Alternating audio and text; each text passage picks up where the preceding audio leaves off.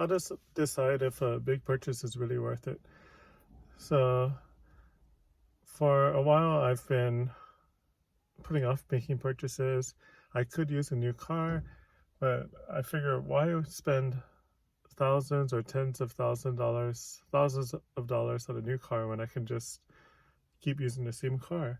And to me, it doesn't make any sense because instead of buying a new car and then having a $500 to $1,000 monthly payment, why not just keep the current car? It still runs good, the air conditioning is nice, and that $500 to $1,000 a month can be going toward investments.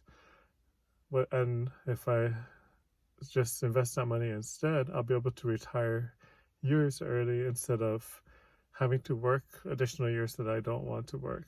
Same thing with my phone. My phone is a really old phone. It's an iPhone XS Max from 2018.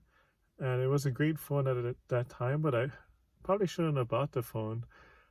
And to be honest, I would have been totally fine with a used phone, which would have saved me hundreds of dollars. And that's why I'm putting off getting a new phone. With my current phone, there's no reason to get a new phone. My current phone is probably good for at least another year.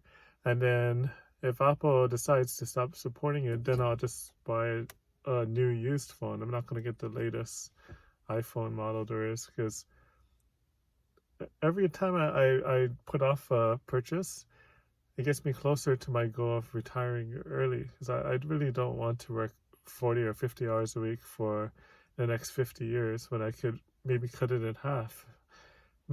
With all these cuts, I could work like for the next 20 years and then retire. Why am I going to double that time just to do a job that is not something that I want to do for like years of my life? I don't want to spend half my life working in a job that I wouldn't have had to do if I just put off the big purchases.